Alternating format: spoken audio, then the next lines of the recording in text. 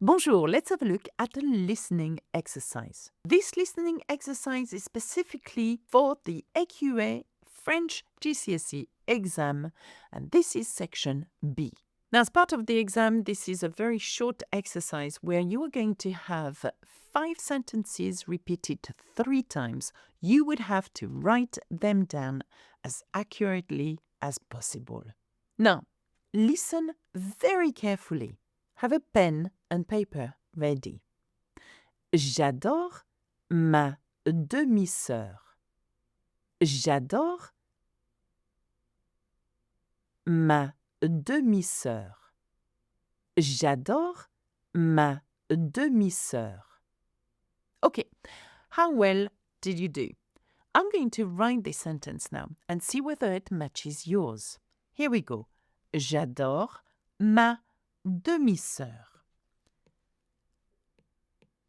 J'adore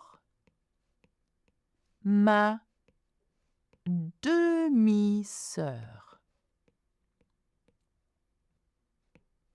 Of course, we all hear different things, and I'm not inside your head. I don't know what you're hearing. But be very careful with the words such as demi-sœur. This is not just one word, it's 2. Demi is half, sœur is sister. So I invite you to learn your vocabulary on the family. Maman, papa, grand-père, grand-mère, demi-sœur, demi-frère, etc. And that would come useful. And you spell it like that with a hyphen in the middle, okay? And j'adore, it's 2 words, okay? Je with an apostrophe and the verb adore. Now, in the words sœur or œuf or bœuf, for example, you have what is known as a ligature. So make sure that you write it this way. But if you don't, I'm sure it's still okay. Here's the second sentence, which I will say 3 times. Have your paper and pen ready. Elle habite sur la côte. Elle habite sur la côte. Elle habite sur la côte. Okay, did you manage to write this one? Did you manage to write elle? Well, elle, you should know. Elle, il, and so on are the pronouns that I invite you to learn by heart. Elle, she. Elle habite. Now, habiter means to live, okay? Elle habite, she lives, sur la côte. Now, sur la, and I'm going to move here, côte. Elle habite sur la côte. Have a look at this word here. La côte is the seaside, okay? Elle habite à côté de la mer could be another way of saying it. But learn that word by heart, by the coast. Just one thing that I would like you to notice is the habiter. Habiter means to live, okay? J'habite à Paris, for example. Here I said elle habite, okay? Though you do not hear the H, there is an H in that verb. So make sure you write it down. After all, it's all about being precise and getting the highest mark possible during this particular section of the listening exam. Here's the third sentence. Nous ne mangeons pas de viande. Nous ne mangeons pas de viande. Nous ne mangeons pas de viande. Okay, now this one is a little bit longer, but did you hear the negation? Nous ne mangeons pas de viande. Let's write it down together. Nous ne mangeons pas de viande. Okay, here again, it's all about knowing your vocabulary. Viande means meat, okay? Nous is we, okay, that's a subject pronoun. We and manger is to eat. So we eat meat, but we have a negation. Nous ne mangeons pas de viande. Now, I would assume that the hardest part to write is mangeons, okay? In order to make the je sound and not the ge sound, we had to add an e in that particular case, okay? So, nous mangeons. Jon. It's a G-E-O-N-S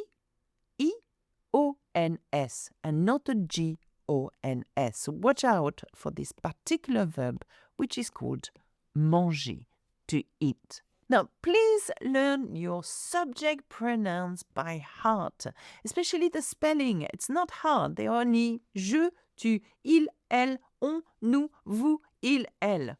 9. Here's the fourth sentence. Vous avez bu trop de soda. Vous avez bu trop de soda.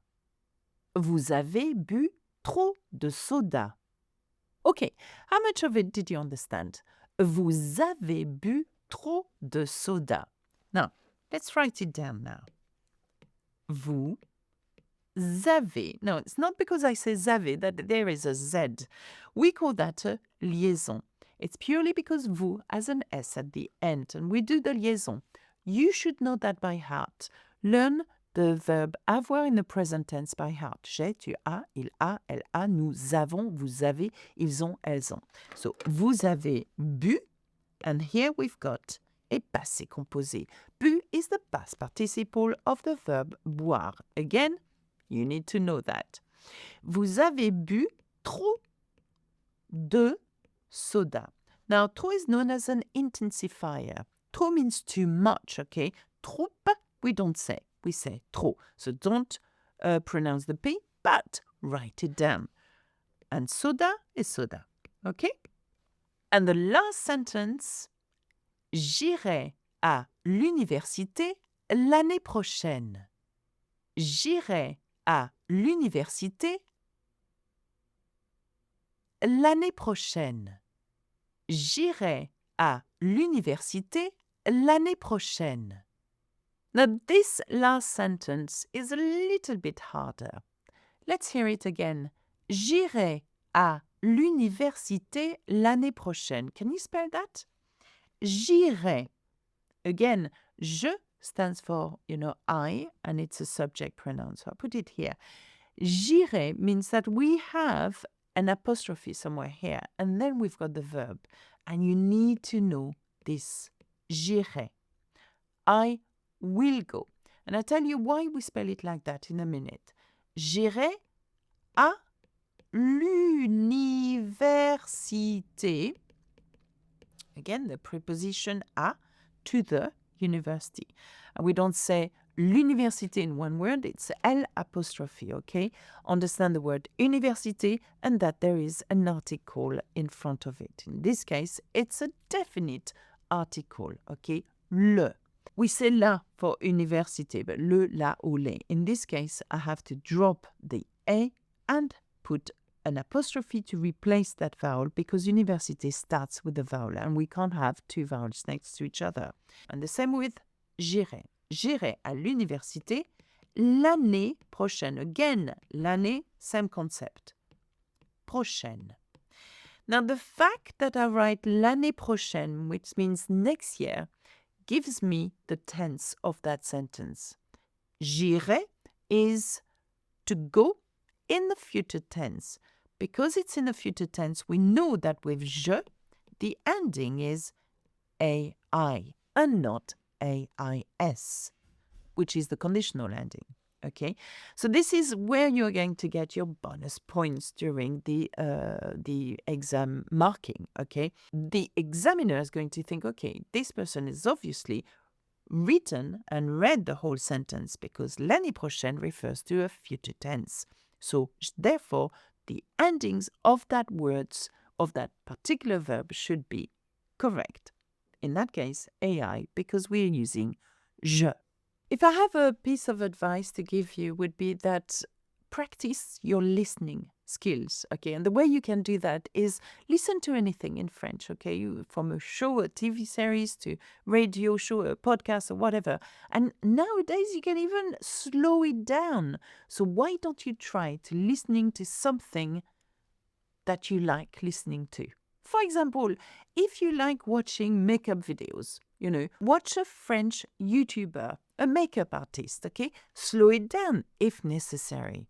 And put the French subtitles on. This way you get used to seeing the words written and the way they sound. Why don't you click here for a speaking video? That's it for me. Au revoir, à bientôt, bisous bisous.